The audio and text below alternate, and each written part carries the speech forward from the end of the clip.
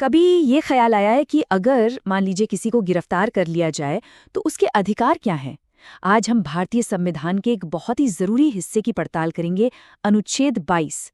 ये वो अनुच्छेद है जो हमें गिरफ्तारी के खिलाफ, आप कह सकते हैं, एक सुरक्षा कवच देता है। तो चलिए सीधे इसी सवाल की तह में चलते हैं।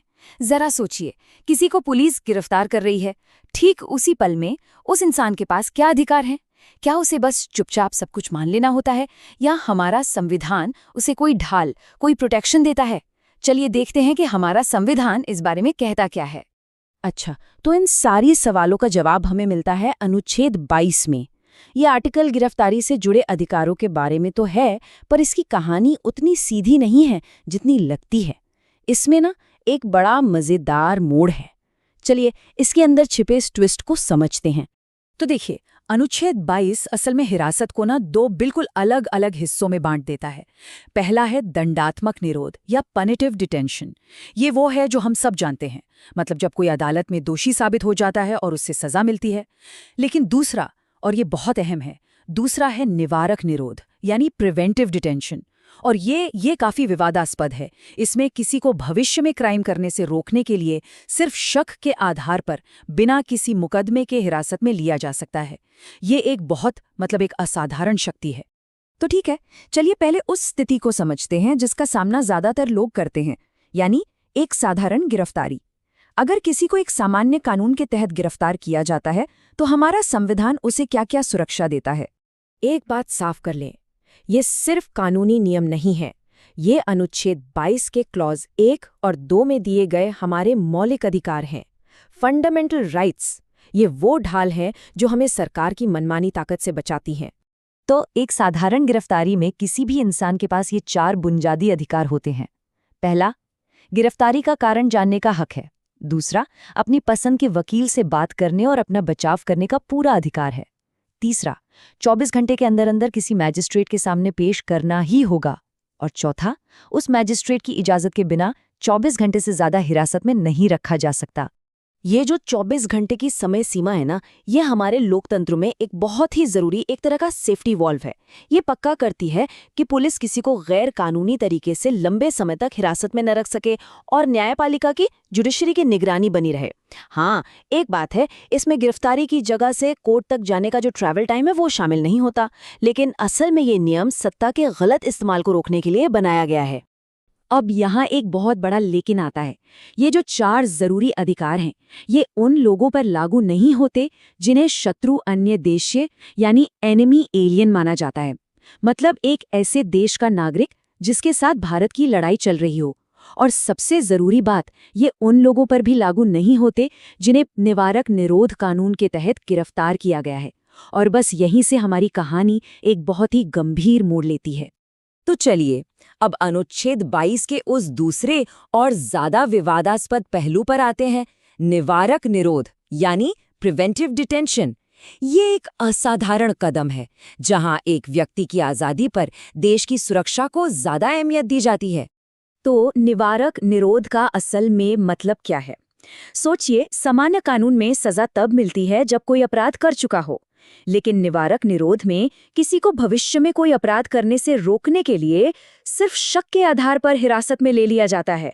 कोई मुकदमा नहीं, कोई सजा नहीं, सिर्फ एक शक, एक आशंका। और सवाल ये है कि ये हिरासत कितनी लंबी हो सकती है? तो निवारक निरोध कानून के तहत सरकार किसी भी व्यक्ति को बिना किसी बाहरी जांच के ज्यादा से ज्यादा 3 महीने तक हिरासत में रख सकती है। सोचिए, ये एक बहुत लंबा समय है, खासकर तब जब किसी पर कोई जुर्म साबित ही नहीं हुआ हो। अच्छा, अगर सरकार किसी को 3 महीने से ज्यादा हिरासत में रखना चाहती है तो उसे एक प्रोसेस फॉलो करना पड़ता है। इस मामले को एक स्वतंत्र सलाहकार बोर्ड यानी एडवाइजरी बोर्ड के पास भेजना पड़ता है, और इस बोर्ड में हाई कोर्ट के जज होते हैं। ये एक बहुत ज़रूरी चेक है, क्योंकि सिर्फ और सिर्फ तभी जब ये बोर्ड मानता है कि हिरासत में रखने के लिए मजबूत कारण है, तभी इसे आगे बढ़ाया जा सकता है। हाँ, ये सच है कि निवारक निरोध में सामान्य गिरफ्तारी जैसे अधिकार नहीं मिलते, फिर भी संविधान कुछ सुरक्षा जरूर देता है। जैसे हिरासत में लिए गए व्यक्ति को उसकी हिरासत का कारण बताया जाना चाहिए। बस एक शर्त है, अगर सरकार को लगता है कि वो जानकारी देना पब्लिक इंटरेस्ट के खिलाफ है तो वो नहीं बताएगी। लेकिन सबसे जरूरी बात यह है कि उस व्यक्ति को हिरासत के आदेश के खिलाफ अपनी बात रखने, अपना पक्ष रखने का मौका जरूर मिलना चाहिए। और यहाँ एक काफी दिलचस्प बात है, जानते हैं 1978 में 44वें संशोधन के जरिए इस 3 महीने की अवधि को घटाकर 2 महीने करने की कोशिश की गई थी। लेकिन हैरानी की बात यह है कि ये बदलाव, ये प्रावधान कभी लागू ही नहीं हुआ। इसलिए आज भी वो 3 महीने की सीमा ही कायम है। तो सवाल ये उठता है कि इतने कड़े प्रावधान वाले कानून बनाने का अधिकार आखिर है किसके पास?